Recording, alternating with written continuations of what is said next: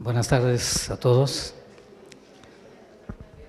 Les agradecemos su presencia, a todos los alumnos del taller. ¿Cuál es? El Mariscal, ¿verdad? Es que ven caras diferentes, entonces quiere decir que son de otros talleres. ¿Sí? Dentro del ciclo de conferencias del área de Teoría, Historia e Investigación de la Facultad de Arquitectura, hoy nos toca la conferencia que nos va a dar el maestro Roberto Magdaleno Olmos sobre Tulum. En estas conferencias lo que queremos es que se dé algo diferente a lo que se da en las clases, pero que esté enlazada en toda la cuestión de la arquitectura. Hoy nos acompaña el secretario general de la Facultad de Arquitectura para presentar la conferencia y presentar al maestro. Hola, buenas tardes a todos. Bueno, antes que nada, muchas gracias a Fernando Giovannini, por supuesto, al área de Teoría, Historia e Investigación del Colegio Académico de Arquitectura de la Facultad. A Roberto, muchas gracias, Roberto, por este tiempo que te tomas y el esfuerzo que haces en preparar esta conferencia y en ayudarnos a explicar una parte del México que además está justo en recuperación. Y que es parte del objetivo de este ciclo de conferencias. Como bien señalaba el arquitecto Giovannini, ha sido motivo de interés del área el impulsar una serie de ciclos de conferencias que además tienen esta condición de hermanarse en la organización estructural de la organización estructural académica de la facultad, que es el Colegio Académico de Arquitectura. Talleres con las áreas, de tal manera que cada uno de estos talleres finalmente es anfitrión más bien del área, que en este caso es el área de Teoría e Historia, y a uno de sus ponentes. Esto permite que finalmente se refuercen algunos aspectos en particulares del conocimiento que aborda el área. En este caso, todo lo que tiene que ver con la restauración y el trabajo, sobre todo de la arquitectura prehispánica, es uno de los campos y las líneas de investigación en donde tradicionalmente la Facultad de Arquitectura ha sido líder durante muchísimos años. Quien no recuerda la participación en estas mismas aulas de gente de la categoría de Paul Gendrop, en estas aulas también estuvo finalmente Marquina, el maestro Marquina, ya no digamos gente más contemporánea, por supuesto Alejandro Villalobos, gente muy hermanado en el conocimiento de la arquitectura prehispánica, en el dominio, y bueno, Roberto forma parte de este selecto grupo de gentes que han mostrado este interés por la arquitectura prehispánica con un amplio dominio, un amplio conocimiento, y que estoy seguro que a través de esta conferencia pues nos ilustrará sobre los procesos, por un lado, que llevaron a cabo esta magnífica ciudad al borde del mar, que creo que son además de las pocas que existen, allá también nos lo comentará más puntualmente, y todos los procesos de recuperación y de restauración que conlleva un sitio de estas características y de esta excelencia. Estoy seguro que el taller y todos los alumnos del taller y de los que nos acompañan adicionalmente, pues se verán enriquecidos finalmente con esta posibilidad.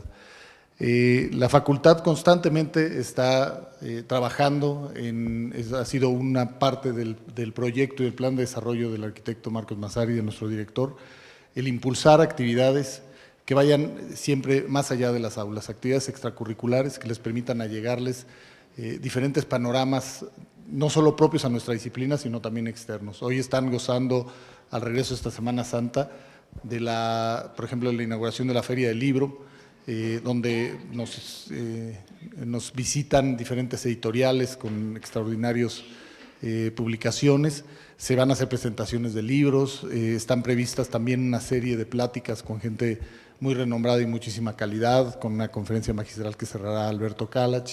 En fin, lo que les queremos decir con esto es que finalmente la mesa está puesta, es para ustedes y está en ustedes el tomar parte o el abrevar finalmente de esta fuente de conocimiento que les acerca a la facultad. Esto sucede cotidianamente, todas las semanas van a haber actividades, y el área de teoría e historia es además una impulsora en este sentido.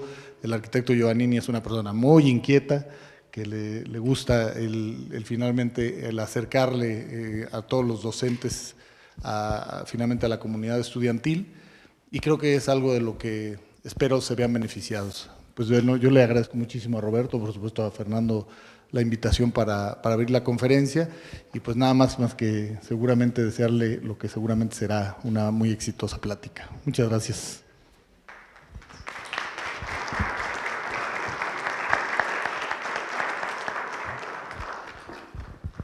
Hola a todos, muy buenas tardes.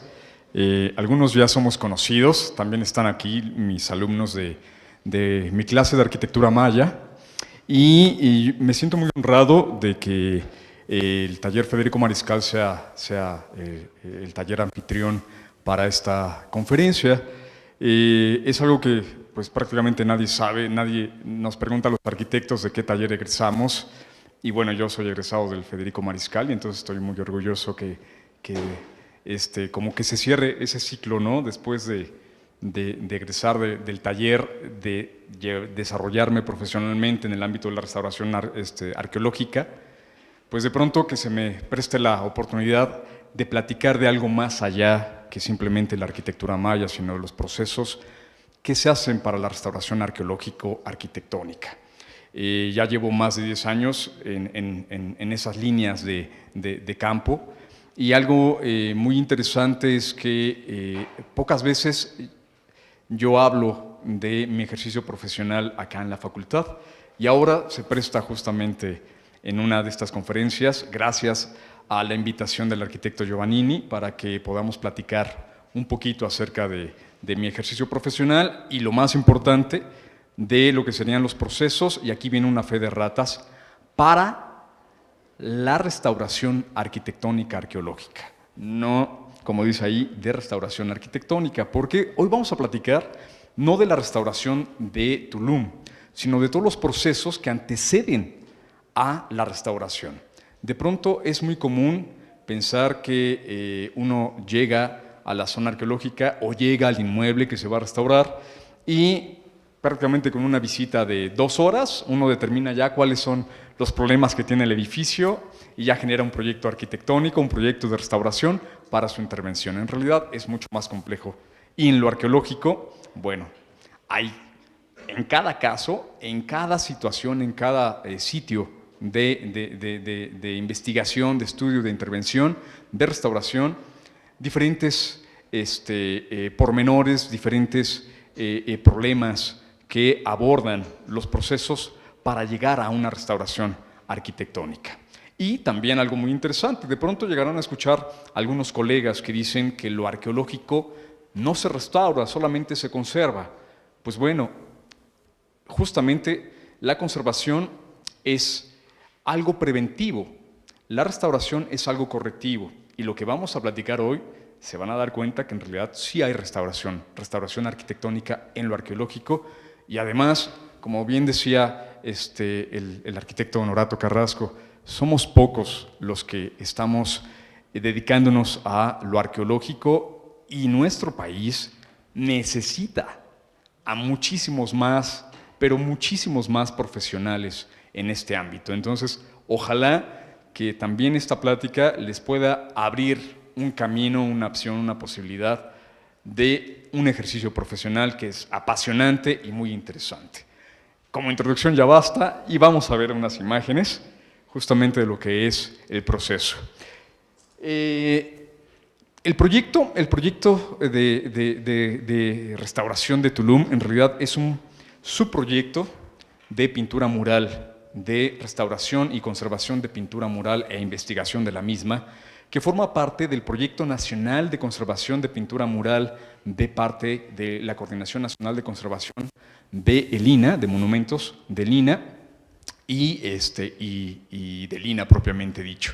Así es que algo muy interesante es que la dirección del proyecto está a cargo de restauradoras de la Coordinación de Conservación del Patrimonio Cultural del INAH, pero que al momento de abordar el problema de la conservación de la pintura mural, se dieron cuenta de que no se podía restaurar la pintura mural sin restaurar justamente en dónde está la pintura mural.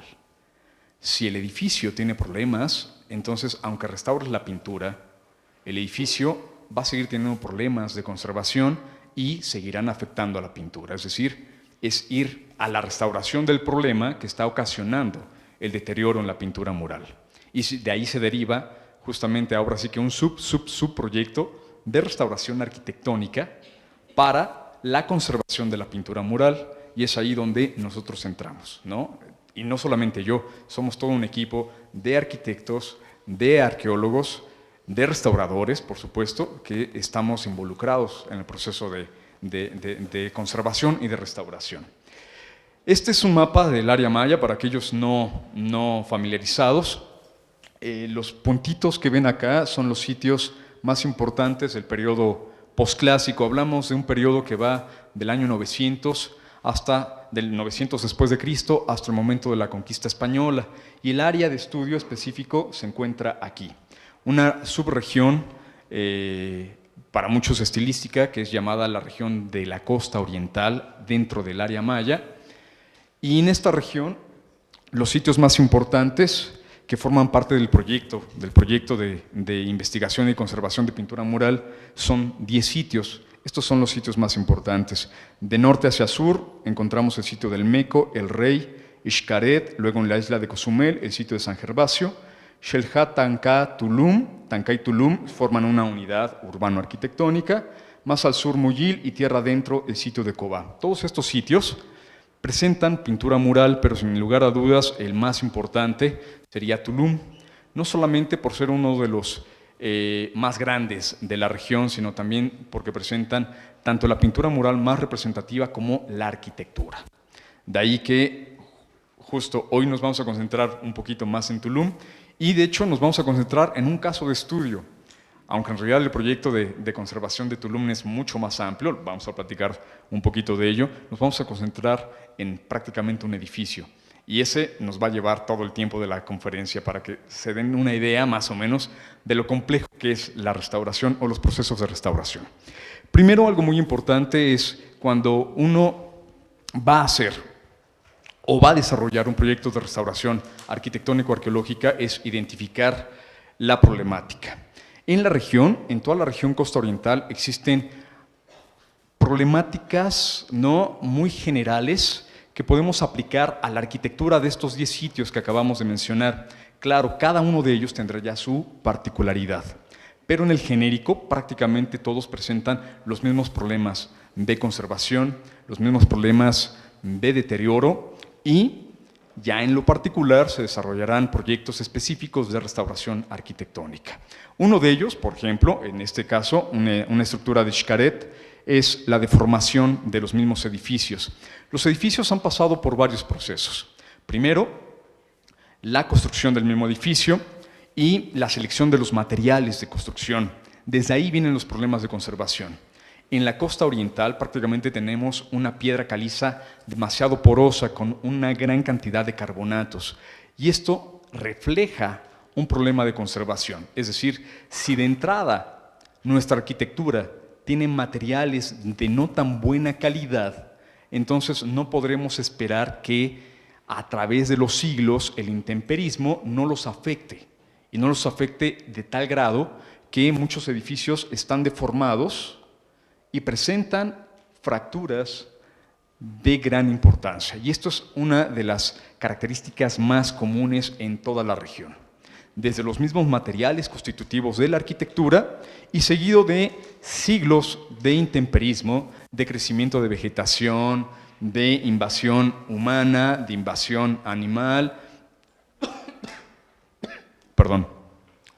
y de muchos otros procesos, y de ahí tenemos, una gran diversidad de problemáticas de deterioro de los inmuebles. Otro más, por ejemplo, es ya muchas fracturas. Muchos de los edificios no solamente presentan grietas, sino que presentan fracturas de carácter estructural.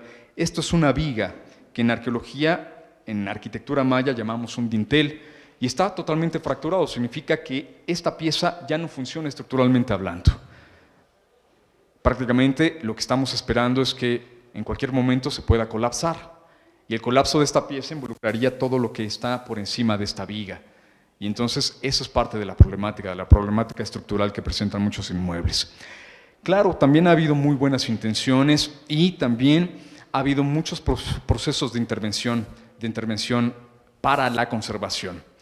A veces no de manera adecuada, no siempre por desconocimiento, a veces simple y sencillamente por presupuesto, y esto es también algo bien importante. En ocasiones el arqueólogo no tiene muchas veces los recursos para hacer una mejor intervención, y lo que hay que hacer es una intervención inmediata, digamos, rescatar al enfermo, ¿no? Está entrando a una terapia intensiva y lo que hay que hacer es estabilizarlo, ¿no? Y entonces, por diferentes causas, en muchas ocasiones, lo que hacen principalmente los colegas es hacer inyecciones de las grietas, y los inyectan con materiales no afines a los materiales originales.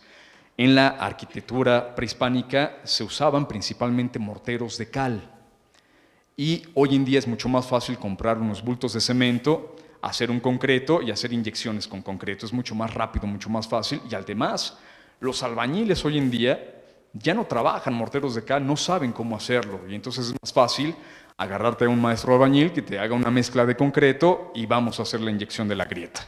Problema, estas inyecciones de grieta, que se ven muy claras aquí, el color del cemento, está prácticamente trabajando a una mayor resistencia, es más resistente el concreto que el mortero de cal, y ocasiona, en muchos casos, ocasiona mayores conflictos de conservación y genera nuevos problemas de deterioro. Por ejemplo,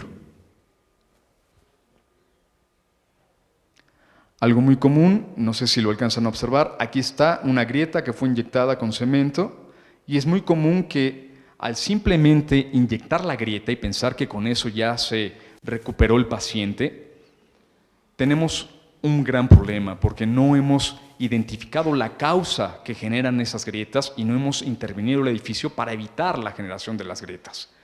¿Cuál es el problema? Que se vuelve a abrir una grieta en la misma grieta del cemento. Otra más, por ejemplo, que es también bien característico, es que la grieta de cemento inyectado está aquí. Y entonces, al ser mucho más rígido el concreto, se vuelve a abrir una grieta, pero nuevamente sobre la mampostería, buscando justamente tratar de estabilizar una rigidez que tiene el edificio, ahora hecha por el concreto, y que necesita, porque no se atacó el problema de raíz, necesita volver a abrirse la grieta, ¿no? Porque está inestable el edificio estructuralmente hablando. Y esto es algo de lo más común que encontramos en la problemática general de la región. Pero si hablamos de agentes de deterioro, sin lugar a dudas, el principal agente de deterioro es el agua. La precipitación pluvial, hablamos de una precipitación promedio entre los 1000 y 1500 milímetros anuales, llueve a cántaros entre los meses de mayo y ahora hasta noviembre, ¿no? Y hablando de una zona costera, bueno, además hablamos de huracanes, entonces la precipitación pluvial es uno de los principales factores de deterioro. ¿Qué es lo que ocasiona la lluvia? La lluvia ocasiona disgregación de materiales, por supuesto, filtración hacia los núcleos de los edificios, hacia los elementos arquitectónicos, es decir, hacia los muros, hacia los frisos, hacia las bóvedas, y esto causa una gran cantidad de problemas de conservación. Entre los más comunes, y que a lo mejor serían, digamos, como los más pasados por alto, ¿no?, se encuentran las goteras, ¿no? Al interior de los edificios encontramos una gran cantidad de goteras, pero esto afecta mucho más cuando de las goteras se convierten prácticamente en zonas de cascada por las bóvedas, y esto va lavando los estucos, y por supuesto si esto llega a la pintura mural, pues en unos años ya no tendríamos pintura mural que conservar, ¿no? Además, por supuesto que esta gran cantidad de humedad genera el crecimiento de una enorme cantidad de microorganismos y también cambios de temperatura al interior del inmueble y zonas de evaporación del agua. Y esto afecta a la piedra, afecta a los aplanados y afecta a la pintura mural, y es parte de lo que también se tiene que intervenir en la restauración, ¿no? en los procesos de restauración. Y aquí parte de los problemas. La piedra, al tener grandes cantidades de carbonatos, una piedra sana sería este ejemplo, y esta es una piedra que por evaporación del agua que contenía al interior más la eflorescencia de sales, los contenidos de sales de los propios morteros de la misma piedra, tiende a lavarse con el agua, salir a la superficie de la piedra, y ésta se cristaliza al momento de evaporarse el agua. Al cristalizarse, rompe la piedra y en un proceso de muchos años, a veces siglos, ocasiona esto, la pérdida de grandes secciones de la piedra. Si esto le hace a la piedra, imagínense lo que le hace a los aplanados de cal o a la pintura mural, donde lo que ven aquí como zonas blanquecinas son justamente fluorescencia de sales, y que es parte de la problemática de la filtración de agua pluvial en los edificios. No solamente hablamos de las fachadas del edificio, sino de todo el interior de los inmuebles. Y bueno, vayamos al punto de estudio. Esta es la zona arqueológica de Tulum, sin lugar a dudas, una de las zonas arqueológicas más importantes del país, sobre todo por la gran cantidad de turistas que llegan día a día y anualmente a la zona arqueológica. Prácticamente es de las 3 o 4 zonas arqueológicas más visitadas de nuestro país, y de ahí no solamente la importancia de la conservación de la pintura mural, sino de la conservación de todo el sitio.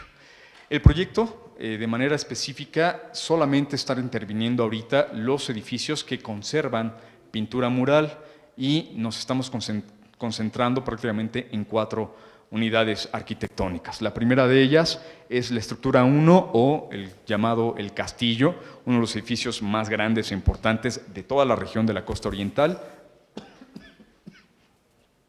y sin lugar a dudas uno de los edificios emblemáticos de la ciudad, y claro, para muchos el más importante de la zona arqueológica.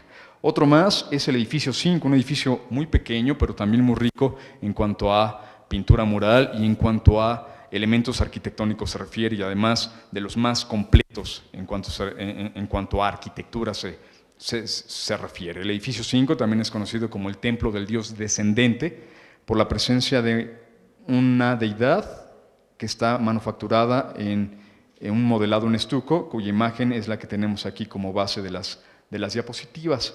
Otro edificio más es este, conocido como el edificio 25, o la casa del Xalax-Huinic, que es un edificio que conserva ya muy pocos vestigios de pintura mural, pero que también tiene una imagen de deidad descendente modelada en estuco de gran importancia por ser una de las más completas que se localizan en el sitio, y que justamente se encuentra debajo de la palapa. Toda esta zona es de vital importancia para la conservación, pero no se puede conservar solamente la parte de en medio del muro. Se tiene que conservar absolutamente todo el edificio como una unidad.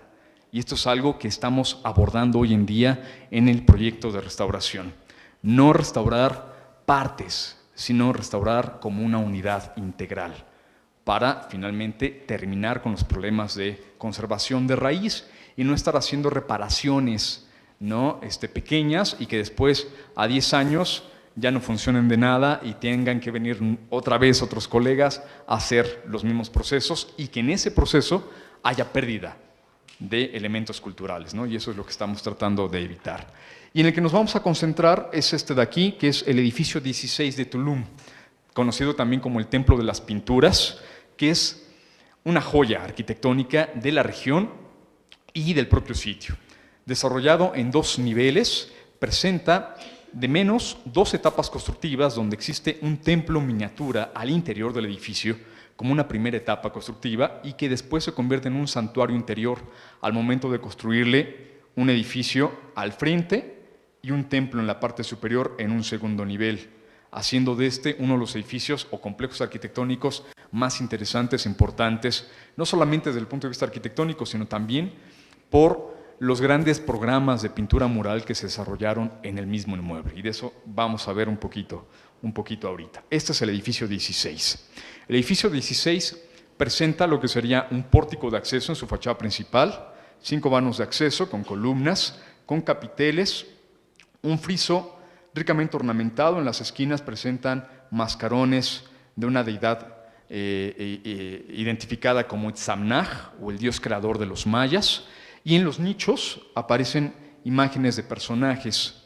El segundo nivel presenta un templo que también conserva un nicho con la imagen de una deidad descendente, más otra serie de elementos como molduras con elementos ornamentales modelados en estuco, restos de pintura mural en exteriores, principalmente manos pintadas en rojo en muchas secciones del edificio, y al interior lo que sería el santuario.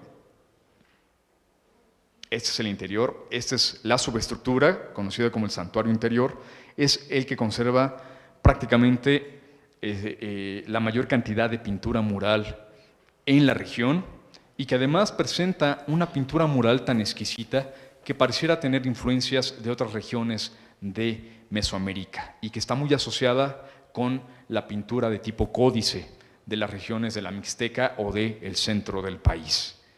Un detalle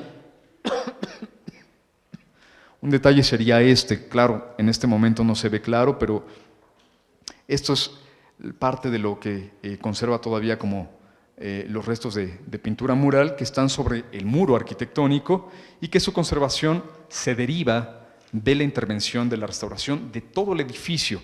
Y esto es bien importante y lo reitero. No se puede solamente intervenir la pintura mural, quitarle las sales, ¿no? Hacer una limpieza superficial y que se vuelva a ver la pintura mural, que se vuelva a ver clara. Si no paramos los procesos de deterioro del edificio, estos elementos de deterioro van a reincidir y van a volver a aparecer en la pintura mural, y entonces con cada intervención también se corre el riesgo de pérdida de elementos. Y esto es algo bien importante y es algo que no podemos permitirnos. De ahí que la conservación tenga que ver con un proyecto de restauración integral de todo el inmueble. Y este es un detalle, justamente, un detalle de la pintura mural, no sé si lo alcanzan a percibir. Aquí se ve un personaje, este es el rostro visto de perfil, con un rico tocado y las piernas entreabiertas sobre una banda que presenta un atado de tipo estera en la parte baja que hace las veces de nivel de tierra. Y aquí hay otro personaje.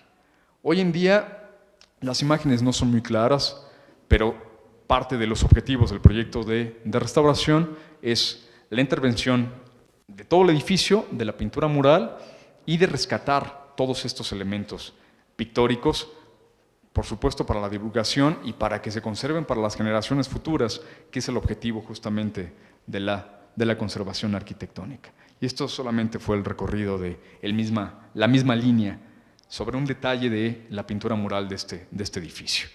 Pero vayamos a los procesos para la restauración arquitectónica. Lo primero que se hace es hacer una visita a campo y hacer un diagnóstico e identificar justamente los problemas que presenta el edificio.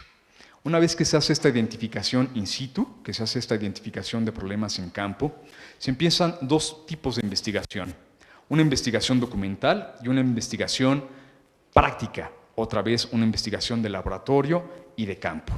La primera, la investigación documental, es importantísima porque te va a hablar de todos los antecedentes del edificio, cómo se ha encontrado el edificio, cuál era su conservación, su estado de conservación, desde las primeras reseñas que se hagan acerca del inmueble y cómo ha ido pasando el tiempo sobre el edificio, así como también quiénes han intervenido el edificio, cómo lo han restaurado y cómo llega hasta nuestros días. La investigación documental, por ejemplo, para el edificio 16 empieza desde mediados del siglo XIX, cuando el arquitecto inglés Frederick Catherwood hace una litografía y es el primer registro ya de carácter científico que se hace del mismo edificio. Y ahí podemos ver un par de puntos muy importantes. Primero, la gran cantidad de vegetación que rodeaba al sitio y que también era invasiva sobre el propio edificio. Estos troncos de árboles fueron arrancados de la superficie de la terraza que se encontraba acá arriba para sacar la fotografía, por ejemplo. También encontramos que esta esquina prácticamente está perdida o está colapsada, como parte justamente de los problemas de conservación del mismo edificio. Una particularidad que describe John Lloyd Stephens, quien en un viaje de reconocimiento en zonas arqueológicas mayas de Yucatán hace un libro, un extraordinario libro que se llama Incidencias de viaje en Yucatán, lo publica en 1942, y en este libro él describe cómo llega a Tulum por mar, no había manera de llegar por tierra, llega por mar, se dan cuenta del castillo, por supuesto que es la gran estructura que se ve desde el mar, llegan al sitio, establecen un campamento por un día, se quedan ahí a pernoctar y al día siguiente, después de hacer dibujos del castillo, ya cuando se iban, alguien se interna, uno de sus trabajadores se interna un poquito más en la selva y se encuentra en este edificio, el edificio 16 o el Templo de las Pinturas, que no se veía desde el castillo que está a 120 metros de distancia uno de otro. Para que se den una idea de la densidad de la vegetación en la región y que esta densidad de vegetación no solamente crece en las zonas de las plazas entre los edificios, sino que crece encima de los edificios y que este es uno de los principales problemas también de conservación y que afectan desde este tiempo, desde el abandono de la ciudad hasta nuestros días. Después, hacia los años 20, ya del siglo XX, del siglo pasado, la Carnegie Institution de Washington hace una exploración y hace un registro muy exhaustivo de muchos edificios de la región, no solamente de Tulum, sino de muchos de los sitios que se encuentran en la llanura costera del Caribe. Y una particularidad es que se hacen levantamientos arquitectónicos y también las primeras fotografías, ¿no? Imagínense esto, ¿no? Que es algo bien importante. No llevaban su cámara digital, ¿no? O su celular que no pesa absolutamente nada, llevaban estas grandes cámaras pesadas con placas de plata, ¿no? Para sacar una fotografía, y de ahí tenemos fotografías como estas. También desbastaron un poco la vegetación para poder sacar la fotografía y podemos observar cómo regularmente hoy en día las fotos de este edificio sacan de fondo al castillo que se encuentra acá, en este momento no se ve, y algo que podemos observar es justamente lo deteriorado de la terraza, la esquina colapsada, como lo veíamos en la litografía, y todavía algunos troncos, algunos árboles que crecían en la terraza. Esta es la fachada lateral y aquí hay uno de estos troncos y aquí hay otro más que destruyeron esta zona en donde sabemos originalmente aquí existía una escalera que permitía llegar al segundo nivel. La escalera se encontró colapsada y parte posiblemente del origen del colapso fue que las raíces de estos dos árboles fracturaron el amarre entre la escalera y esta sección del edificio, ¿no? Y de ahí el colapso de la misma escalera. Entonces, esto nos ayuda a entender justamente en la investigación documental cuáles fueron los procesos de deterioro que ha sufrido el inmueble. Y esto es este mascarón, esta esquina del mascarón que prácticamente no se entiende, no se ve nada, más sin embargo, podemos decir, y lo vamos a ver en otras imágenes, se encuentra completo, llega hasta su cumbre, que sería esta esquina, esta arista, y presenta dos molduras, y aquí la imagen de Itzamnaj, aunque por el momento denme su voto de confianza, no se ve, pero ahí está. Y también algo muy importante del registro de la Carnegie fue el interior.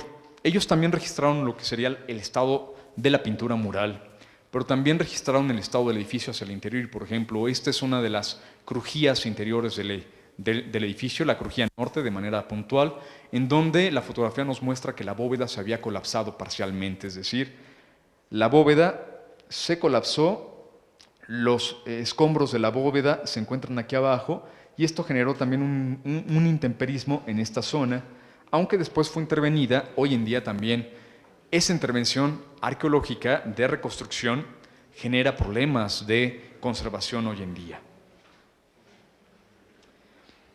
En esta investigación documental, el siguiente paso fue encontrar las primeras intervenciones de restauración y de excavación arqueológica que se hacen ya en los años 30 y 40 por Miguel Ángel Fernández, y que lo que vemos en el registro fotográfico es ya la intervención de las esquinas.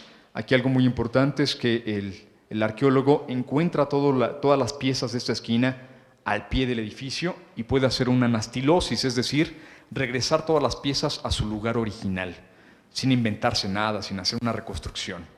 Esa anastilosis es uno de los principios de restauración, digamos, más científica que se puede hacer cuando hablamos de restauración arqueológica o arquitectónica. Y desde los años 30 y 40 ya se practicaba siempre y cuando se tuvieran todos los materiales in situ, porque también es algo muy común que llegara un turista y que dijera, bueno, yo me llevo este recuerdito, ¿no? Al fin se ve bonito, ¿no? Es algo modelado, algo escultórico, y que se lo lleven y se pierde toda esa información. Bueno, aquí ya Miguel Ángel Fernández reconstruye la esquina y reconstruye prácticamente toda la terraza, así como la azotea, aunque aquí vemos parte de la vegetación todavía encima de la azotea también le interviene y logra, digamos, una estabilidad, ¿no?, en el edificio para la conservación de la pintura y para la conservación propia del inmueble. Esto fue hacia los años 40 del siglo pasado. 40 años después, el inmueble prácticamente no había sido tocado. Después de Miguel Ángel Fernández ya nadie más hizo ningún tipo de trabajo de intervención o de conservación en el inmueble. Hacia los años 80, el edificio ya presenta grandes problemas de conservación. Ya en más de una ocasión, arqueólogos hacen dictámenes de el problema de conservación de la pintura mural, el problema de conservación del edificio, y algo muy importante que prácticamente todos dicen es que hay una gran filtración de lluvia, de agua pluvial al interior del edificio, y que esto afecta finalmente a la pintura mural, ¿no? Y esto, bueno, se ha hecho prácticamente año con año, ¿no?, hasta los años 90. En los años 90 deciden meterle un firme de cemento tanto en la azotea como en la terraza para evitar la filtración del agua de lluvia. Y aquí tenemos un problema. ¿Quién les dijo que el cemento es impermeable? Por muy bruñido que esté, a la larga va a seguir ocasionando filtración. Y lo que ya platicamos al principio de la charla, el gran problema es que además de la filtración, además de aportar nuevas sales, las propias del cemento, su rigidez genera otra dinámica estructural, ¿no? Entonces, son intervenciones bien intencionadas, pero que no han funcionado del todo para la conservación del mismo inmueble.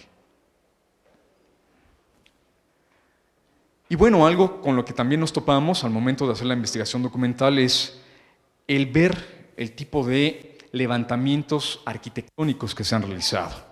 Este lo presenta Ignacio Marquina basado en la obra de Lothrop de los años 20, que es el levantamiento arquitectónico del edificio. Aquí algo muy importante como aportación de este levantamiento arquitectónico es que Lothrop identificó las etapas constructivas del edificio, que esto fue de gran valor para saber cómo había sido constituido el edificio. Pero la planta arquitectónica que nos presenta, y aquí quiero que presten mucha atención, es un edificio prácticamente de ángulos rectos. Los muros están perfectamente derechos, ¿no? Las esquinas son ángulos a 90 grados y prácticamente es un edificio que, bueno, está hecho a regla, ¿no? Pero a regla y escuadra de arquitecto al momento de dibujarlo.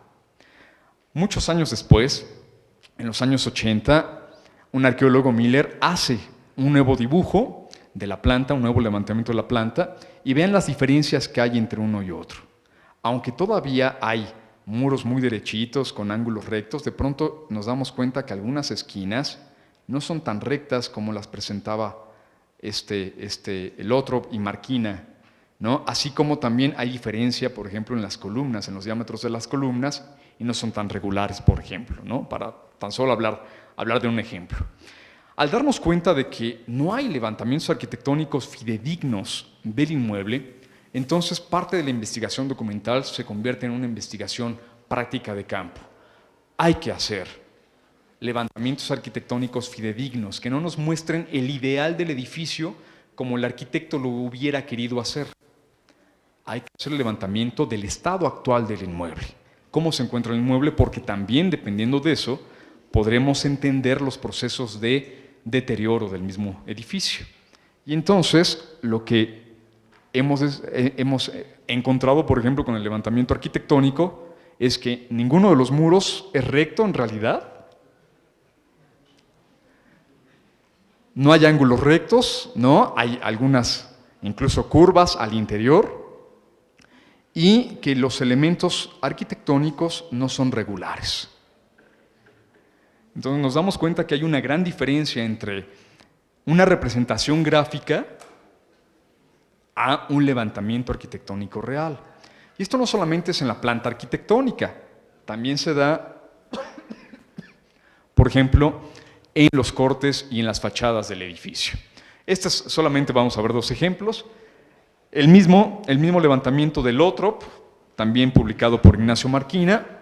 Vean el edificio totalmente recto y simétrico, con la reconstrucción de la escalera en donde debería de estar. Y esto es lo que hemos logrado hoy en día en el proyecto. Un levantamiento fidedigno, levantando pieza por pieza, sillar por sillar, con su ubicación, con todos sus elementos ornamentales, e identificar las deformaciones mismas que presenta el inmueble. Y este registro minucioso nos sirve justamente para hacer un monitoreo de lo que viene en el comportamiento del edificio. Para poder trabajar en un proyecto de restauración, primero tienes que tener, digamos, una base de datos fidedigna con la cual puedas trabajar.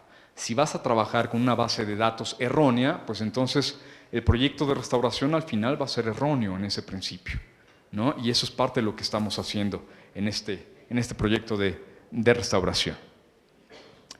Y además, bueno, una vez que se hace el levantamiento arquitectónico, se hace a través de láminas o fichas como estas, se hacen registros de deterioro. En campo identificamos cuáles son los agentes de deterioro, cómo inciden en el edificio y cómo afectan al edificio. Y esto se levanta en campo para después generar una digitalización de cómo esos elementos o esos agentes de deterioro afectan al inmueble. Desde el general, desde la parte arquitectónica, hasta el particular, que sería la pintura mural, ¿no? La identificación, reconocimiento de las causas y efectos del deterioro nos ayudará primero a entender perfectamente bien la problemática para después proponer un proyecto integral de restauración. Y junto con el proyecto de restauración, también en vías de la conservación, se está desarrollando un proyecto de registro de la pintura mural. La pintura mural se registró hacia los años 20, ¿no? En el proyecto de Lothrop se hizo calcas, se hicieron dibujos de la pintura mural. Si bien tenemos esas calcas hoy en día, también sabemos que la pintura mural se ha deteriorado y hay pérdidas de esa pintura mural. Hoy en día se están haciendo nuevos registros de la pintura mural, de lo que es in situ a lo que sería el registro para entender la pintura mural en primera instancia, registrar lo que hoy en día tenemos y se conserva de la pintura mural para después hacer una intervención y su conservación. E ir más allá, por supuesto, hacer una divulgación de la pintura mural, no solamente in situ, no solamente en publicaciones, sino incluso involucrando proyectos de realidad virtual.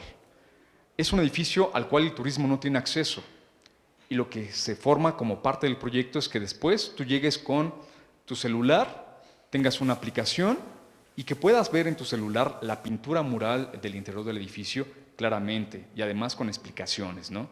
Que además hay un integrante del proyecto que está haciendo todo este desarrollo de nueva interpretación de lo que es la iconografía de la pintura mural, ¿no? Entonces va más allá en el proyecto con proyectos de investigación. Pero de ahí saltamos a lo que sería los procesos de intervención. Una vez que hemos identificado problemas de deterioro y agentes de deterioro que vienen de tiempo atrás, hay que identificar los agentes de deterioro que ahora inciden en el edificio, porque muchos no existían antes, muchos, digamos, son nuevos y se suman a los viejos problemas del edificio. Entonces, digamos que en lugar de tener menos problemas de deterioro en el edificio, al pasar de los años se van sumando y vamos teniendo más problemas de deterioro en el edificio. Y entonces, bueno, lo que estamos haciendo como parte de la investigación in situ, de campo, dentro de Tulum, dentro del proyecto de la Costa Oriental y de manera puntual en el edificio 16, es identificar esos nuevos problemas de deterioro. Por ejemplo, a simple vista, prácticamente el edificio se ve bien, se ve estable, todavía conserva muchos de esos elementos ornamentales, pero cuando nos logramos acercar, y aquí no se nota, así que lo tuve que repintar para que se pudiera notar, ya cuando nos acercamos al edificio nos damos cuenta que el edificio presenta cosas como estas, ¿no? Está lleno de grietas por todos lados. Algunas son grietas, y aquí me voy a la siguiente imagen. Algunas son grietas como estas, algunas son fracturas como esta, es decir, la fractura ya está rompiendo todo un elemento arquitectónico, que además en este caso es un elemento estructural como es el dintel, el que está sosteniendo, soportando la bóveda que cubre el espacio interior del edificio, y entonces esto ya es de un riesgo de colapso. Y en algunos otros casos se dan dislocaciones con una grieta que rompe la jamba de uno de los vanos de acceso. No solamente es la grieta, sino que además hay una dislocación, significa que ya no están en el mismo plano esta superficie y esta superficie, es decir, ya hubo un movimiento. Y entonces todos estos problemas ya son de mayor gravedad y ponen en riesgo de colapsos parciales a la propia edificación. Y que además muchas de estas grietas, si bien se han reportado al menos algunas de ellas desde los 90, por ejemplo, hoy en día, todavía en la investigación documental, no hemos sabido cuándo se fracturaron los dinteles. Así es que la fractura de los dinteles pareciera ser muy reciente, muy moderna, muy posiblemente a partir de este siglo. Y no hay ya un nuevo árbol que haya crecido, ¿no? Que haya aumentado el peso, que la raíz del árbol haya fracturado la grieta. No es zona sísmica, ¿no? Entonces, no hay causas aparentes de una fractura estructural como esta, la de la fractura de los dinteles. Y que sea reciente significa que hay otros procesos a los cuales está sometido el edificio en el deterioro. ¿Qué es lo que hacemos como parte de la investigación en campo? Hacemos un monitoreo de grietas. A algunas de las grietas identificadas que puedan ser cuantificables, nos acercamos a ellas y en diferentes puntos, aquí donde ven las manchas blancas, hacemos una cuantificación. Ponemos un sello de cal, voy a aumentar ahorita esta sección, aquí está la grieta, y voy a aumentar esta sección.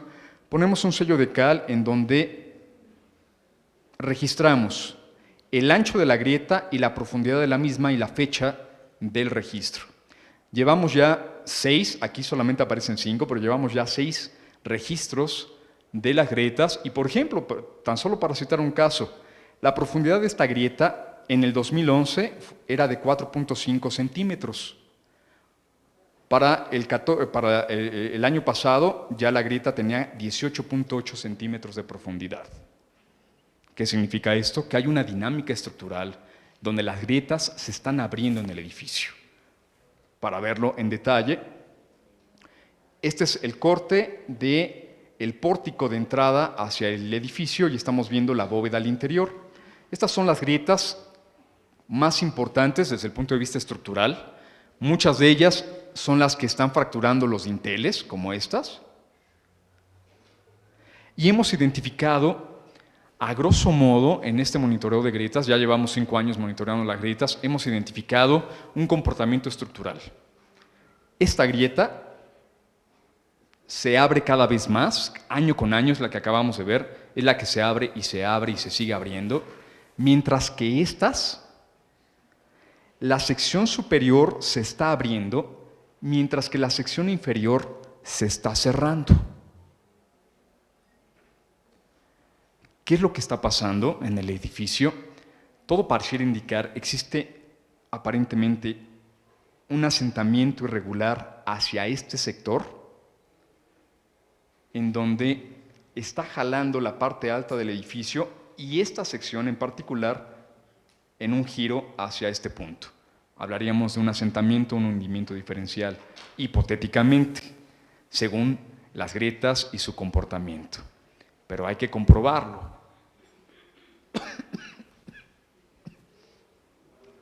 Para comprobarlo, hoy en día hemos echado mano de diferentes recursos y diferentes tecnologías. Uno de ellos, bueno, y además esto fue muy interesante porque una vez que hicimos todo el levantamiento arquitectónico a la antigüita, ¿no? Con cinta, ¿no? Estando en campo, poniendo marcas, ¿no? Que hicimos un levantamiento prácticamente artesanal, ¿no? Finalmente convencimos, no voy a decir a quiénes, pero convencimos de la necesidad de hacer un escaneo láser del inmueble para monitorear el inmueble en general, en su comportamiento en general, registrar movimientos, porque no hemos tenido la posibilidad de poner plomadas fijas al interior para ver si existe justamente un desplazamiento de algunos sectores del propio inmueble. Y entonces la mejor manera de hacerlo es un escaneo láser, que nos permita tener todo el edificio tridimensionalmente y que este registro lo hagamos anualmente para hacer entonces comparativa de un registro de escaneo láser de un año con otro y ver el comportamiento. No solamente para eso, sino que además nos permite llevar el registro minucioso de todas las grietas del edificio. Pero esto, aunque suena muy romántico y muy bonito, ¿no? Ya el escáner lo hace todo, también es un proceso de manufactura, un proceso de transformación de lo que llaman la nube de puntos, ¿no? Que se registran con el escaneo láser, que tampoco no ha sido tan fácil y hemos tenido por allí algunos problemas de software, ¿no? para hacerlo, pero en este momento se está haciendo. No traigo una imagen ya de la imagen escaneada, ¿no? Justamente por esos problemas de software que tuvimos, pero ahí está la prueba de cómo se estaba escaneando el inmueble por todos lados, ¿no? Entonces, esto es parte ya del proceso de conservación y de restauración, un escaneo láser, para identificar las grietas y seguirlas monitoreando.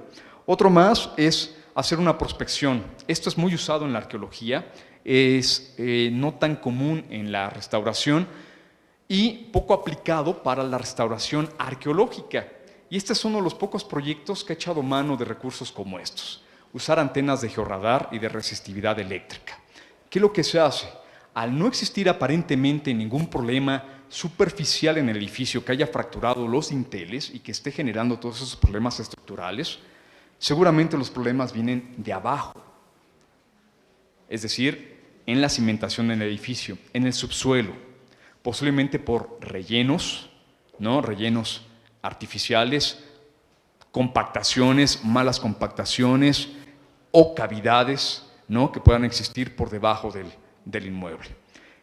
Para ello, lo que se hace es, se pasan antenas de georradar y de resistividad eléctrica que mandan señales al subsuelo y que van a tener una resonancia.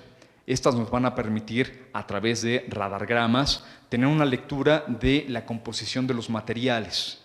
Tampoco no es tan claro, no nos dicen, aquí hay piedra, ¿no? O aquí hay una subestructura, o aquí hay un entierro. No son tan claros, pero sí son una herramienta para identificar a través de la resonancia cuáles son las diferencias que se dan en el subsuelo y así poder identificar zonas más sólidas y estables con zonas menos sólidas y estables. Un ejemplo, tampoco tenemos los radargramas de Tulum, del edificio 16, Pero, por ejemplo, para la estructura 12 de Tancá, que sería este ejemplo, tenemos algo, digamos, un poquito más claro. Esta es la fachada principal del edificio y esta es la planta arquitectónica. Es un templo que presenta una sola habitación al interior y como pueden ver en la fachada, la mitad izquierda, la mitad sur, está deformada, también aparentemente por un asentamiento del templo hacia este sector. Aquí también pasamos la antena de georradar para identificar justamente qué es lo que está ocurriendo con este edificio. ¿Qué es lo que encontramos? La antena la pasamos por aquí, por la terraza, así también al interior del templo y en todo su perímetro. Tan solo voy a mostrar un radargrama. Es como una radiografía del núcleo del basamento piramidal, del interior. Y algo podemos leer, una zona de color y una zona totalmente blanca. Esa lectura, la zona de color concentrada principalmente de la escalera hacia la parte norte, nos habla de una zona aparentemente más consolidada, contra una zona menos consolidada que se encuentra en blanco o casi en blanco que se encuentra aquí. Y que además es muy lógico. Si esta es una zona menos consolidada y menos estable, vean los efectos que están ocurriendo arriba. Eso mismo intentamos obtener para el edificio 16. Y claro, es también parte de la investigación in situ, en campo, que se está desarrollando y que después hay que sumar, por supuesto, a todas las referencias de información, ¿no? Esto no es solamente, ya pasé los radargramas, ya sé lo que está pasando con el edificio, ¿no? Hay que ir sumando toda la información que se va sumando en el contexto de la investigación. Y algo más, también hemos aplicado un monitoreo de interiores y exteriores de los edificios de Tulum, principalmente, para identificar zonas de humedad. El uso de cámaras térmicas nos permite entender principalmente el comportamiento del edificio a diferentes horas del día, por la mañana muy temprano, la fachada principal, teniendo al sol atrás del edificio al amanecer, prácticamente la fachada, digamos, es fría, ¿no? Lo podemos ver aquí con la escala de grados que tenemos hacia la derecha. Por la tarde, vean el aumento de temperatura que existe en el inmueble. ¿Qué ocurre? Cuando hacemos esto al interior del edificio, podemos identificar que hay zonas que siguen siendo frías, tanto en la mañana como en la tarde. Y esto significa que son zonas que concentran gran cantidad de humedad que se filtró por la precipitación pluvial y que nos habla justamente de zonas vulnerables a la lluvia, a la filtración, concentración de humedad al interior del edificio y que acarrea otros problemas, ¿no? Como incremento de carga hacia el edificio o la generación de microorganismos al interior, ¿no? Y bueno, las sales y todo lo que platicamos al inicio. El monitoreo con cámaras térmicas también se complementa con aparatos que nos miden la humedad relativa al interior de los edificios y entonces también tenemos que hacer la retrocruza de información entre la que se obtiene por cámara térmica con lo que se obtiene con estos equipos de monitoreo de humedad al interior de los edificios y cruzar la información para justamente detectar cuáles son el comportamiento de humedad en el edificio durante el día y durante todo el año, ¿no? Que es algo bien importante. Y uno de los procesos de investigación más importantes que tenemos es la investigación de morteros de cal. Si también hemos revisado que históricamente la intervención con cementos o concretos modernos no ayudan a la conservación del edificio, lo que tenemos que hacer en la restauración es utilizar materiales acordes a la manufactura original del edificio. Y no hay nada mejor que regresar a los morteros de cal. Si la arquitectura prehispánica ha durado tantos años con esos morteros de cal, ¿por qué hay que meterles morteros nuevos? Que además, hoy en día ya se ha comprobado los cementos modernos, el cemento Portland, envejece más rápido que un mortero de cal. Y además es mucho más rígido y entonces para la conservación arqueológica no sirve, ¿no? Entonces también esto es algo con lo que hemos trabajado mucho desde investigación hasta convencimiento de colegas, ¿no? Que, bueno, sobre todo los arqueólogos, híjole, no, bueno, están totalmente bloqueados con esta información. Bueno, ¿qué se ha hecho en el proyecto? Se ha hecho experimentación con morteros de cal, primero desde obtener la cal, obtener las cargas, ¿no? Como el polvo de piedra, cribarlo, ¿no? Y hacer una separación de la granulometría para así obtener diferentes morteros de cal, ¿no? Diferentes morteros con diferentes cargas. Sabemos de antaño que los morteros de cal y los estucos usados en la arquitectura prehispánica llevaban aglutinantes de origen vegetal, ¿no? Es muy conocido para el centro de México el empleo de la baba de nopal. Para la península de Yucatán sabemos que la corteza de árboles como el chacá, el chucum y el pichoy eran usados como aditivos vegetales para formar estos morteros y para los estucos. Le dan plasticidad al mortero y evitan que se agriete. Y entonces también hemos experimentado con justamente estos aditivos para formar morteros de cal de diferente índole. Aquellos con cargas muy gruesas hasta aquellos que son de cargas muy finas, que da base al mortero de cal. ¿Qué es lo que estamos haciendo como parte del proyecto? Como parte de la investigación estamos generando morteros hidráulicos, es decir, estamos metiéndole cargas de origen arcilloso o volcánico para que estos morteros fraguen en condiciones de humedad y que entonces con un mortero original de cal tengamos un avance tecnológico para formar mejores morteros de cal para la restauración y la conservación, ¿no? Y que duren más, digamos, y que no sean tan deleznables hacia el intemperismo, ¿no? Y eso es parte de lo que estamos haciendo como parte de la investigación de los morteros. Y esto nos lleva de la mano al siguiente punto. La investigación, toda esta investigación que llevamos a cabo para obtener toda la información que necesitamos para generar el proyecto de intervención o de restauración integral del edificio, se va complementando con intervenciones de conservación preventiva. Es decir, también no podemos dejar, en lo que estudiamos al paciente, no podemos dejar que se nos muera, ¿no? Porque si no, se nos muere el paciente y entonces todo lo que investigamos ya no sirvió de nada. Si ya sabemos que uno de los principales problemas es, por ejemplo, la filtración del agua de lluvia, hay que atacar uno de los principales problemas. Y entonces se generan también, como parte de la investigación, como parte del desarrollo del proyecto de restauración, intervenciones de conservación preventiva. Y el principal agente de deterioro, siendo el agua, es el principal agente de deterioro que hay que intervenir. Primero, nos fuimos a la azotea, aunque esto, lo que voy a describir, no fue en esos pasos, pero finalmente el objetivo era el mismo y se cumplió. Nos vamos hasta la azotea del edificio, es decir, a la azotea del templo superior. Ahí hablábamos que en los años 90 le metieron un firme de concreto, que es el que vemos aquí. Lo ideal sería quitar el firme de concreto.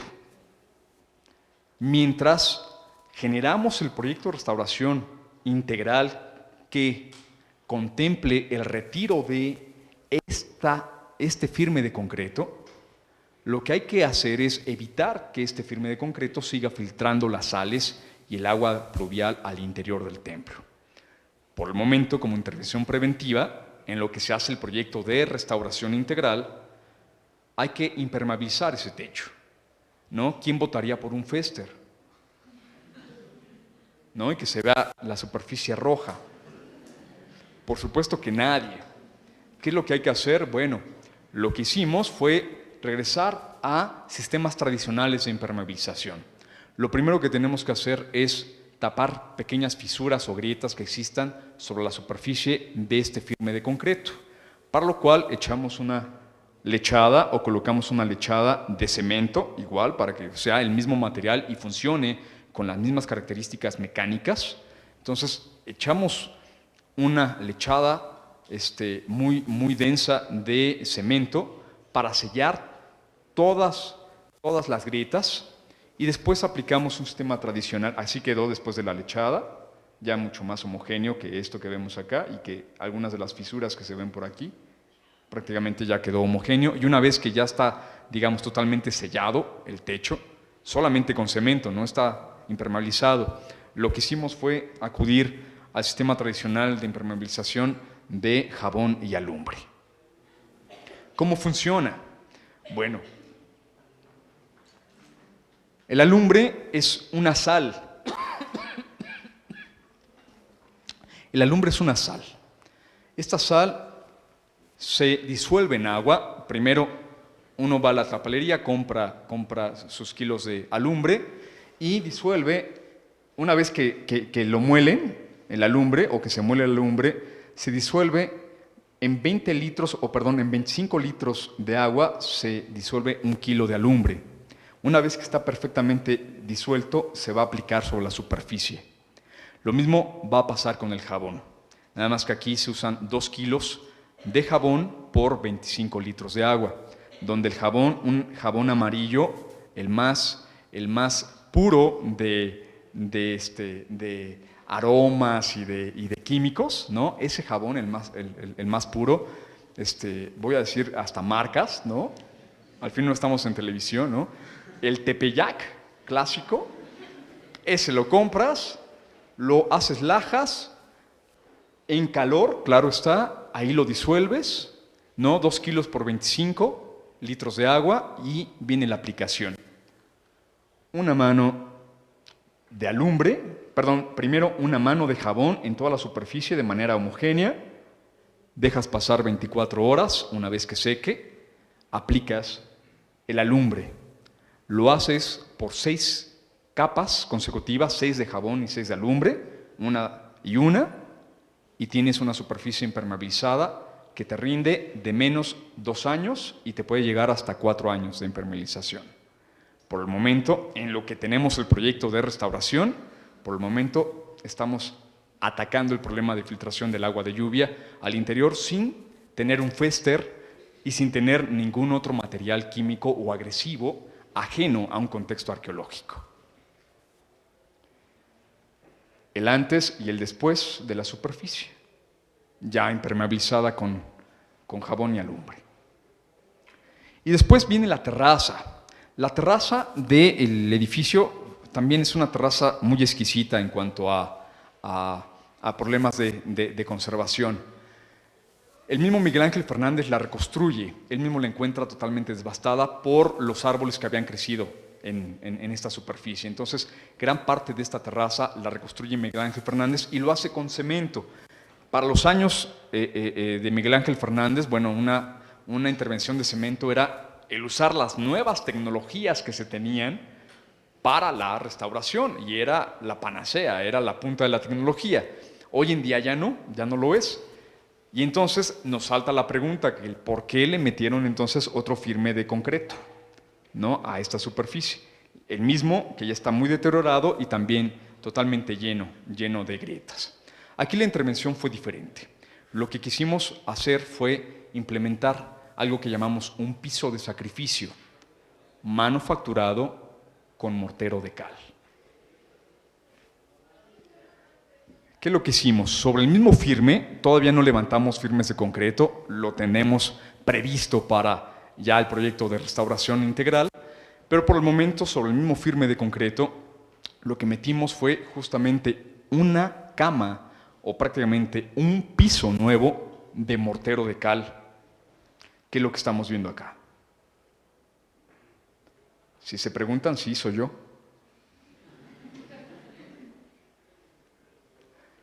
Después colocamos una malla sombra para hacer las veces de un armado de un firme. ¿Por qué no metemos metal? Se corroe en una zona en una zona de costa, bueno, ese es el gran problema del metal, la corrosión. Pero funciona exactamente igual. El objetivo es que la malla sombra va a absorber todos los momentos de tensión sobre la superficie del piso.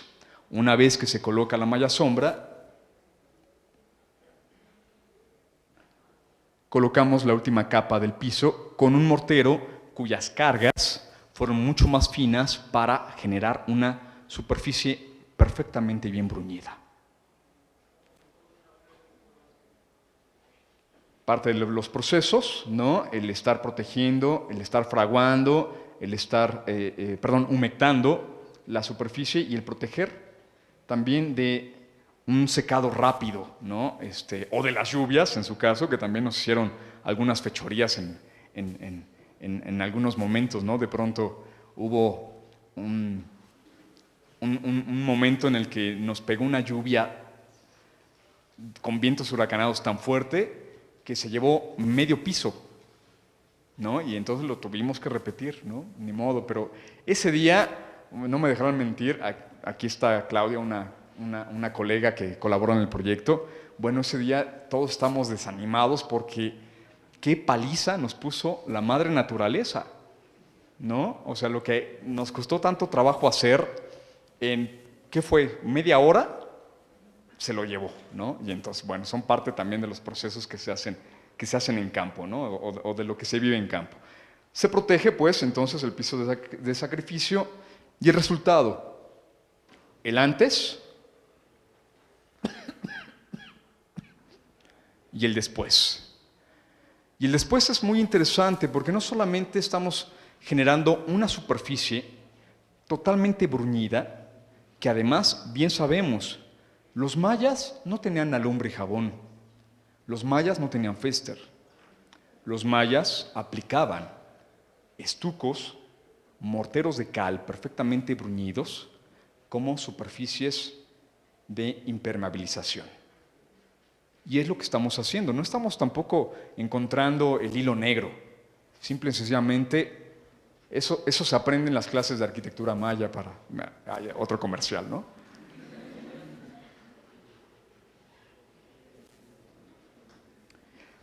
Pero seguimos con problemas porque esta es la terraza impermeabilizada y justamente el zócalo rodapié que da arranque al templo superior tiene dos aristas que generaban justamente en este punto filtración del agua de lluvia. Aquí la vemos desde arriba y vean, por ejemplo, la plantita que está creciendo justo en donde hay una cavidad donde se concentra el agua y por ahí puede crecer. Entonces, ¿qué hicimos? Bueno, limpieza de superficie, que es algo que se hace sistemáticamente, se limpia, se eliminan microorganismos, se limpia la superficie, se elimina flora menor y ensayamos la colocación de un bisel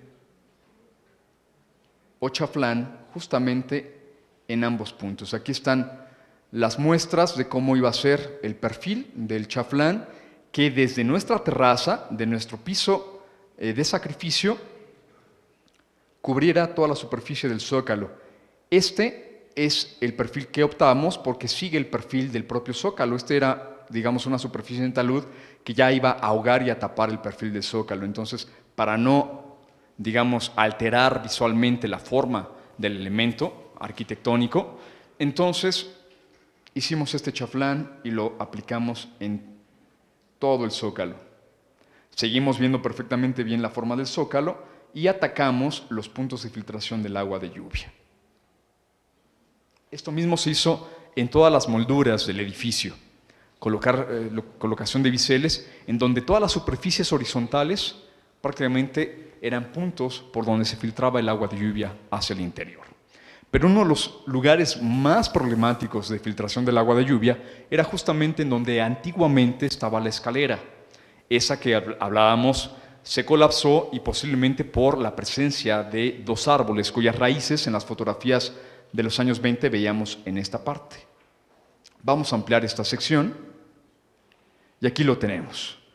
Así se encuentra el núcleo de la bóveda expuesta, lleno de cavidades y de microorganismos en diferentes intervenciones arqueológicas que no han sido uniformes y que han también alterado no solamente los elementos arquitectónicos, sino también la mecánica estructural del edificio.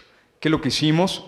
Lo primero, la limpieza de la superficie con la eliminación de microorganismos y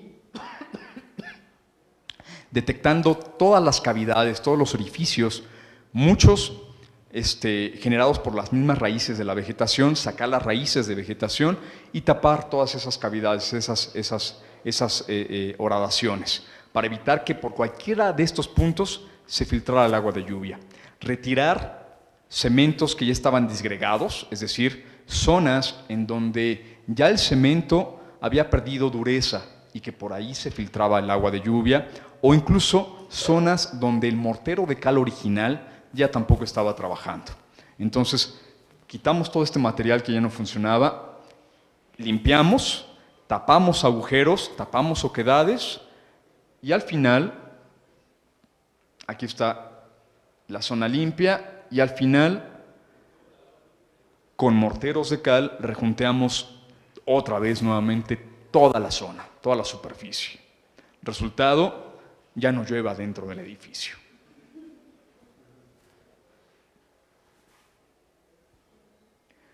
¿Y qué pasa con lo estructural? Bueno, en lo que tenemos toda la información de los radargramas y más cosas de prospección que tenemos que hacer en el edificio, tampoco podemos dejar que elementos estructurales que ya no están trabajando y que están en riesgo de colapso, como los dinteles del edificio, se queden ahí sin ningún tipo de intervención. Como parte de, igual, un proceso preventivo de intervención en el inmueble desde el punto de vista estructural, la identificación de 3 grietas estructurales en los dinteles, aquí están apareciendo 1, 2 y 3, requirieron de un proceso de apuntalamiento preventivo. Identificamos primeramente con el levantamiento arquitectónico toda la sección, la forma, las dimensiones de estos dinteles y propusimos cuál sería el sistema ideal para el apuntalamiento. La definición se basó en cosas muy básicas. Primero, materiales, emplear materiales que estén libres de corrosión, pero que tengan gran resistencia y que sobre todo nos permitan un soporte del peso de la bóveda sobre el dintel. Lo mejor, vigas de aluminio. Ligero, resistente, no corrosivo, ¿no? y de fácil manejo. Segundo, necesitamos que el sistema de apuntalamiento se pueda ajustar a la altura necesaria por cada uno de los dinteles. Por lo cual, a través de los tornillos de ajuste, podíamos subir como un elevador las vigas hasta generar el contacto y finalmente el apoyo con los dinteles fracturados. Proceso. El isométrico de cómo se debería ver, claro, esto es muy geométrico. Y el proceso. Estructura metálica sobre placas placas plásticas, se me fue el nombre ahorita. Nilamite se llama. Placas de nilamite, que es un plástico muy compactado, muy denso, de alta resistencia al intemperismo y a la compresión, y eso los usamos como base de los puntos de apoyo del sistema de apuntalamiento. Por 2 causas. Uno, porque el piso es irregular y porque todavía en el piso tenemos algunos restos de estuco original que había que conservar, y entonces el plástico, justamente estas placas de nilamite, nos permiten un contacto sin agresión o sin deterioro hacia los pisos originales de estuco. Se colocaron los 4 postes en los 3 vanos de acceso. Después, con un sistema de largueros, se unieron los cuatro sistemas de apuntalamiento por cada uno de los vanos, y después se colocaron las vigas. Las vigas llevan un sistema de viga primaria que se apoya en los postes y viga secundaria que se apoyan sobre las vigas. Una vez que perdón, esto va acá. Es que me salté. Si hay flechas, ¿por qué no las sigo, verdad? De aquí, una vez que se unieron los tres sistemas de apuntalamiento por su base con estos largueros, se nivelaron las bases para que todas estas estuvieran niveladas, es decir, que estuvieran sobre el mismo nivel y que trabajaran uniformemente. Y esto es la gran virtud que ahorita voy a platicar. Aunque los dinteles están a diferente altura, todo el sistema trabaja como una unidad, y si alguno de los dinteles cargara más sobre el puntal, la carga se distribuye sobre los tres y no solamente sobre uno, ¿no? Que es un sistema básico de distribución de cargas, digámoslo así. Por eso la nivelación, la estructuración de todos y la colocación entonces de las vigas y de los tornillos de ajuste. Una vez colocado esto, vino el proceso de levantar los puntales hasta llegar al contacto con los dinteles. Esto se hizo de una manera sincronizada, subiendo los 4 puntos o los 4 tornillos de ajuste al mismo tiempo. Y al final el resultado fue un sistema de apuntalamiento para cada uno de los dinteles que están a diferente altura, como lo pueden ver, pero enlazados en la parte baja, funcionan como una unidad estructural.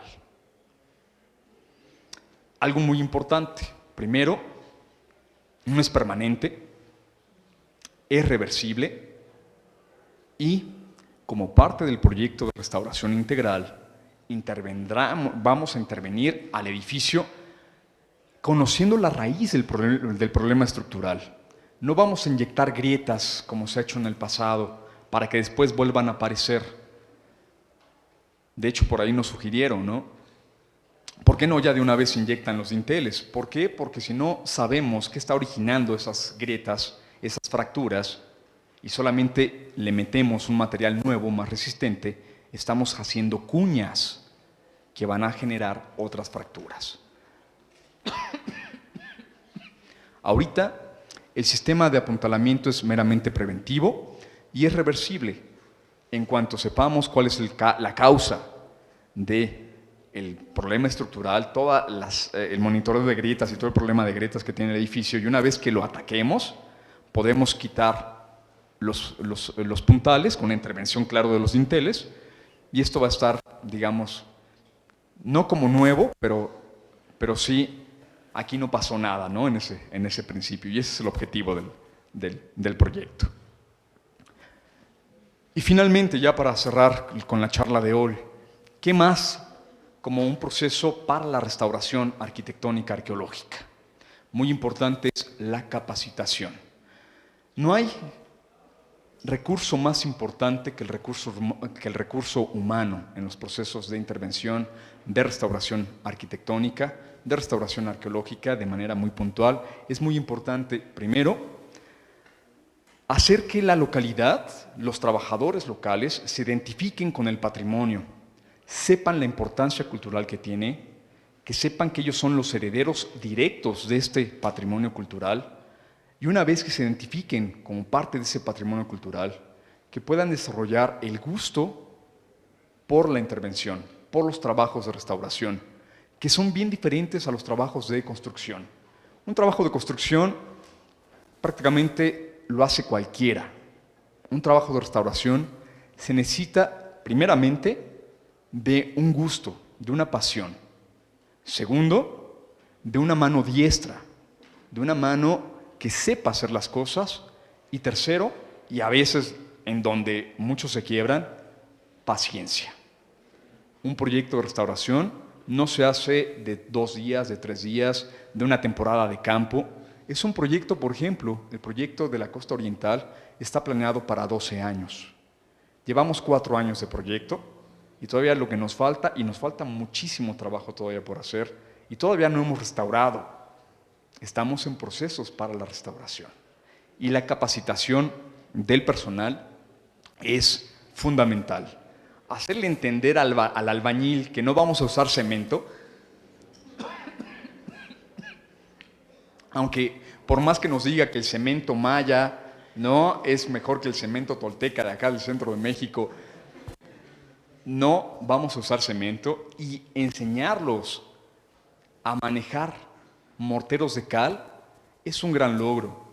y a veces es un logro de verdad de carácter intelectual, ¿no? El desbloquear al albañil, al trabajador, para que pueda cambiar el chip y decir, voy a trabajar el mortero de cal, ¿no? Voy a aprender a trabajar el mortero de cal, que no se maneja igual, ¿no? Y lo voy a aplicar y saber aplicarlo, ¿no? De ahí algo que mostramos en las imágenes del piso sacrificio. El primer piso sacrificio lo hicimos los restauradores, porque los albañiles no supieron aplicar el mortero de cal, no supieron hacerlo. Hasta que pudimos seleccionar quiénes tenían la mejor mano y la paciencia para hacerlo. Ahora ya sabemos, bueno, fulanito, sutanito son los que tienen la paciencia, la mano para hacer un piso de sacrificio, y son a los que ya tenemos en primera cuchara, ¿no? en ese principio. Y bueno, finalmente, esto solamente es como parte de lo que se hace previo a un proceso de restauración arquitectónica. Gracias.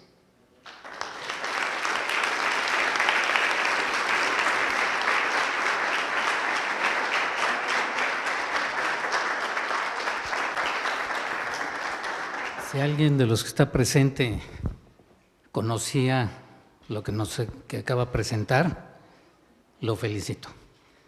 Pero si no lo conocían, también los felicito, porque están otorgando ese tiempo y esa paciencia que está hablando para aprender algo de restauración. Pero les voy a decir lo más importante: dio un proceso, una metodología para llevar a cabo una restauración. Ustedes todos los semestres de la carrera de arquitectura tienen investigación. ¿Qué es esto? No se puede proyectar lo que no se conoce. O sea, si no conocen ustedes las calles, pues no lo pueden hacer así. Pero si no investigan todo el proceso que nos acaba de platicar, tampoco lo pueden hacer. Y se hace con seriedad y se hace con amor a la profesión que están entrando. Fíjense lo importante de lo de investigación, por eso me interesaba que lo diera. Uno, yo les dije, tiene que ser algo que no se dé en las clases. Para que nos repita su clase de maya, pues no me sirve para esto. Le dije, tráenos cómo se ejerce la profesión de lo que tú estás haciendo el día a día. Y es lo que les acaba de pasar. No lo pasa a nadie, ¿eh? Esto cuesta. Si él lo dice, ya lo pueden hacer otros. Pero el secreto es que está en la Universidad Nacional, y está para ustedes. Y los profesores tienen que saber que la docencia es un servicio para ustedes. Los que tenemos como autoridades algún puesto, tenemos que entender que es un servicio y que tenemos que servirles a los jóvenes, a los profesores, a toda la comunidad. Pero que no se les olvide para que reclamen, digo, si están los maestros, saben que así hablo yo, reclámenle al profesor que da investigación y que se la salta. Reclámenle al profesor que dice, ya es mucho de investigar, vámonos al proyecto. No se puede diseñar si no se investigó. No se puede diseñar si no se conoce el objeto. Vean que llevan 2 años en una investigación y todavía no empieza para hacer la situación. Vamos a ver si estoy diciendo mentiras. Aquí traigo 3,000 pesos. Es para el que me conteste. ¿Cuánto mide de diámetro el hoyo donde entra la pelotita de golf y qué profundidad tiene? Pero si se van ustedes ahorita y lo investigan, regresa, pues se ganan los 3,000 pesos, ¿verdad? Eso es lo que hay que hacer con los proyectos de arquitectura. Y que no se les olvide, o sea, enamórense de la arquitectura, enamórense de lo que están haciendo, porque el Norman Foster, creo que ya lo conocen, ¿verdad? Es el que nos va a hacer el aeropuerto. Independientemente de que no tenía papá y mamá y que no sabía cómo estudiar y que nunca iba a estudiar arquitectura porque no tenía dinero y que trabajó de todo lo que ustedes se puedan pensar y que se robaba los croquis para dibujarlos en su casa, entró al despacho de arquitectos como contador, como administrador, y se robaba los croquis, se los llevaba a dibujar, y luego ya le dijo al dueño de la empresa, oye, yo dibujo, a ver, enséñame, pues tú eres pura contabilidad. Dice, pero me robé los croquis, los copié y aquí los traigo hechos. Pero sepan que Norman Foster estudiaba 12 horas la arquitectura. Y cuando se pasó a Estados Unidos, eran 24 horas. Le llamaba el que hizo el edificio Seagrams de Nueva York. ¿Quién fue? No me digan, abogados. ¿Quién? Bueno, tú no se valía, pero bueno. Mies van der Rohe. La arquitectura era de 24 horas. Les hablaba a Mies a las 3 de la mañana para saber cómo iban haciendo lo que estaban haciendo. Eso se está perdiendo con los maestros. Necesitamos el maestro comprometido con ustedes y que les hable a las 12 y le digo, oye, Fernanda, ¿cómo vas con las fachadas que estás haciendo? ¿Sí se fijan? Entonces, esos profesores que tenemos de tiempo completo se tienen que involucrar con ustedes. El profesor al que le pagamos no tiene que llegar tarde. Si es a las 10 la clase, es a las 10. Y lo estoy diciendo delante de un arquitecto que no ha faltado una sola clase. Y que no llega tarde. Y que no se va antes. ¿Sí llegas tarde? No llega tarde. No, yo lo sé. Y me voy después. Y se va después, pero además tiene su chamba de la que vive, está afuera. Y viene por algo, o sea, todavía es de los arquitectos que vienen por gusto. Yo espero que la respuesta de ustedes, después de ver que aquí hay metodología y hay un proceso de investigación, lo apliquen en todos los proyectos. ¿Sí? Quiero decirles que revisamos 100 y tantas tesis y no tienen site. No hay un solo edificio que hoy se construya que no tenga site. Y estoy hablando del año pasado, 165 tesis. Entonces algo está pasando. ¿Qué es? El proceso de investigación. Todos los proyectos que están haciendo ustedes tienen site. Si ahorita que vamos ya a la mitad del semestre no tiene site, pues platíquenlo con el maestro. ¿Sí? Déjenme, le robé 5 minutos porque me interesaba que quedara muy claro que es muy importante la investigación integrada a los proyectos que están haciendo. Si quieren algunas preguntas para el maestro, adelante. Gracias. Yo solamente quisiera agregar los procesos de investigación para la conservación arquitectónica, tanto para el ámbito histórico como para el arqueológico, llevan un 50% de investigación de lo que sería el desarrollo de la restauración para llegar al fin, ¿no? Que sería la restauración. Este es un proceso que además no es llevado por una sola persona, y esto quiero hacer muchísimo énfasis. El proyecto de conservación de pintura mural, ¿no? Insisto, se inició como un proyecto para conservar pintura mural. Y hoy en día la escala de la pintura mural ha sido totalmente rebasada por la arquitectura, ¿no? El bien inmueble que es el soporte de esa pintura mural. Y esto es algo bien importante porque también significa que no es un restaurador o un arquitecto restaurador el que está generando todo el proyecto. Hoy en día se necesita, y es algo que en nuestra facultad no nos enseñan, a veces carecemos en el ejercicio de poder trabajar con otros colegas, tanto de la profesión como otros profesionistas. Y el proyecto de pintura mural de la costa oriental de Quintana Roo, si algo tiene es que es o multi, o inter, o transdisciplinario, como lo quieran llamar, pero que somos, ojalá y fuéramos totalmente un ejército, pero estamos formando ese ejército, ¿no? Y estamos día a día formando el ejército, ya vemos de todo, ¿no? Hay biólogos, hay fotógrafos, hay arquitectos, hay, por supuesto, restauradores, hay geofísicos, bueno, hay un montón de colegas, de profesionistas que están como parte tan solo de los procesos de investigación, ¿no? Y esto es algo bien, bien importante, ¿no? Que estamos generando algo para la conservación del patrimonio que es de todos y que necesita echar mano de todas las profesiones para llevar a cabo la mejor de las investigaciones y con esto el mejor de los resultados para la conservación, ¿no? Y es una manera nueva también de estar abordando la restauración. Desde el punto de vista de la restauración, también ya se acabaron esos grandes dogmas donde el arquitecto restaurador es el sabelotodo y él resuelve el proyecto arquitectónico de inicio a fin, ¿no? Hoy un despacho de restauración necesita echar mano de N cantidad de colegas, de profesionistas, para, con un fin común,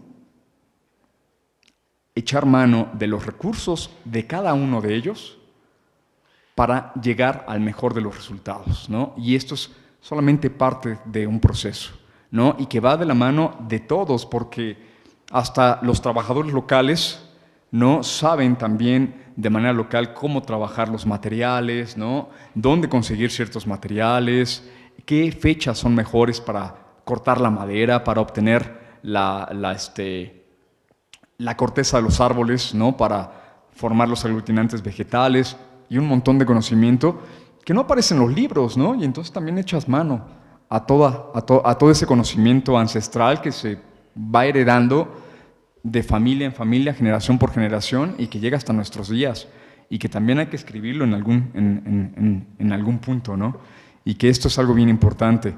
Si ustedes en algún momento de su vida profesional deciden especializarse en la restauración y dedicarse a la restauración, vayan pensando en grupos, ¿no?, de profesionistas para la restauración, que además son muy nutridos en cuanto al ejercicio profesional, en cuanto a la información y al crecimiento, tanto personal como profesional, ¿no?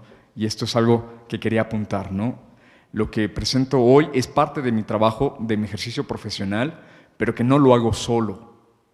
Somos un equipo que también ha ido cambiando y ha ido aumentando. A veces somos más, a veces somos menos, ¿no? De una temporada de campo a la otra, de pronto se suman nuevos integrantes, se restan a algunos otros. Va evolucionando, va cambiando, pero somos un mundo de gente que estamos justamente haciendo toda esta labor, ¿no?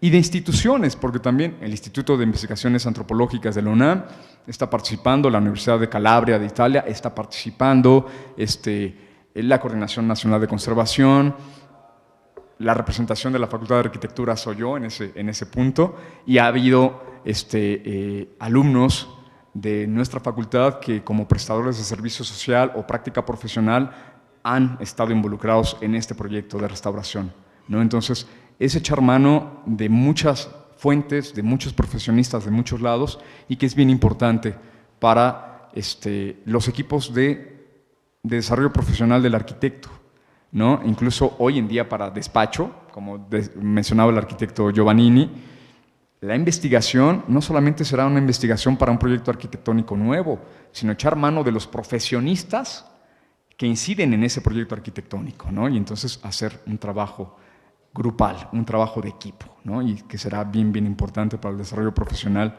de todos y hacer cada vez un mejor trabajo profesional, ¿no? Y ahora sí, ya después de todo esto, ¿alguna pregunta, alguna duda, algún comentario? Taller. El arquitecto Rivas, o sea, cada conferencia tiene un taller sede de la Facultad de Arquitectura. El día de hoy es el taller donde está el arquitecto Rivas como coordinador. Gracias. Buenas tardes a todos. Felicidades, maestro Magdaleno. Felicidades. Primero, pues, fascinante. Vimos apenas una pequeñísima parte de todo lo que va a ser un proceso, acaba de mencionar, de muchos años, y sin embargo ya es fascinante de por sí. Lo primero que me viene a la mente es una invitación.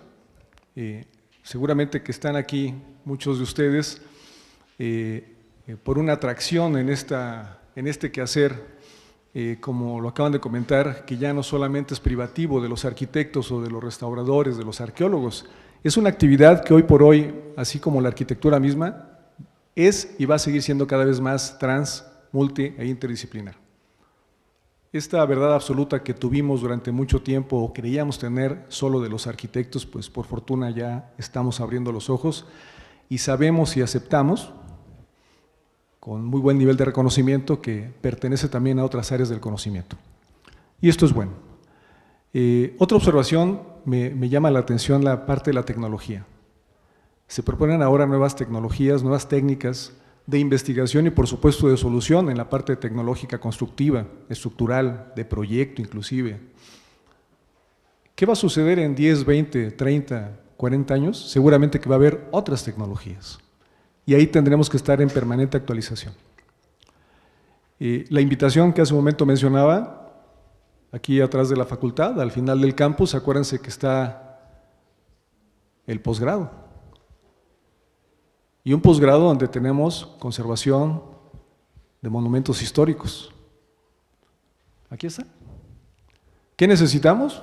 Buenas calificaciones, mucho empeño, mucho entusiasmo y ánimo de conocer cada vez más. Esa es la invitación y que me parece que es lo más interesante de esta plática, el motivarlos a ustedes, lo acaba de mencionar el maestro Giovannini, el motivo de esto son ustedes, no nosotros sino ustedes, para efecto de motivarlos, estimularlos, que sepan que hay estas áreas del conocimiento aquí en la universidad, aquí en la facultad y que están aquí junto a nosotros.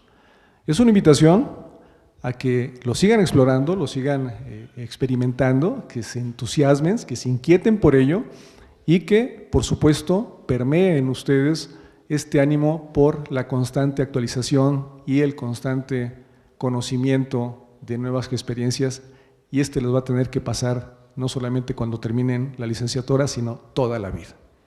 Es el quehacer de toda la vida. Le agradecemos mucho otra vez al maestro Magdaleno y me voy a permitir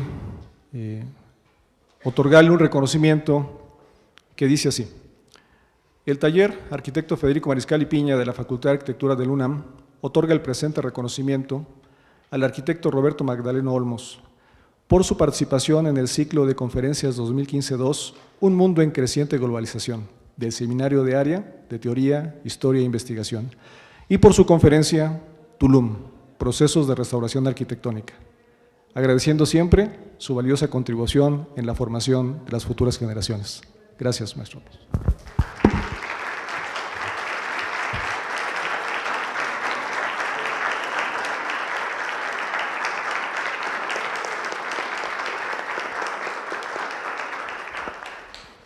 Y también le vamos a hacer entrega por parte de la Universidad Nacional Autónoma de México, de la Facultad de Arquitectura, a través del Seminario de Teoría, Historia e Investigación, la entrega de un reconocimiento al arquitecto Roberto Magdaleno Olmos por impartir la conferencia Tulum, Procesos de Restauración Arquitectónica del ciclo de conferencias 2015-2, Por mi raza hablará el espíritu, Ciudad Universitaria, 7 de abril del 2015, lo firma el director de la Facultad de Arquitectura, el secretario académico y el coordinador del área.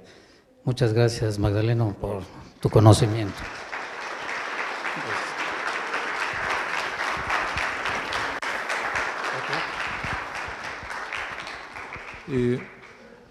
Les pido 2 minutos más de su atención. Es una parte importante. Parece fácil organizar estas pláticas con conferencistas de esta talla. Sin embargo, los que estamos en la organización, de alguna manera la coordinación de los talleres o de las áreas, sabemos que no es, que requiere de todo un trabajo, de muchos colaboradores, de un esfuerzo de operatividad, y esto pues yo creo que también, estoy seguro que merece un reconocimiento.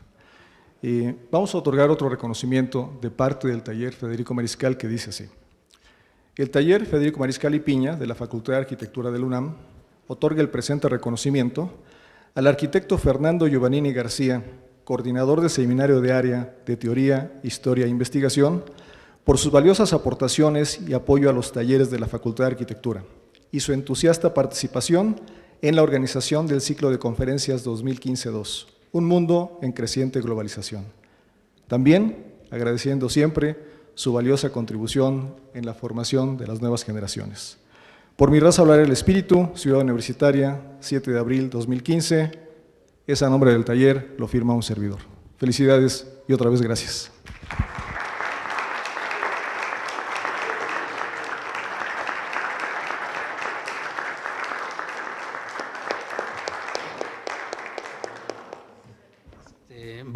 Hay una serie de conferencias, pero les recomiendo una en especial, que viene alguien de Filosofía y Letras, que se llama La Deconstrucción.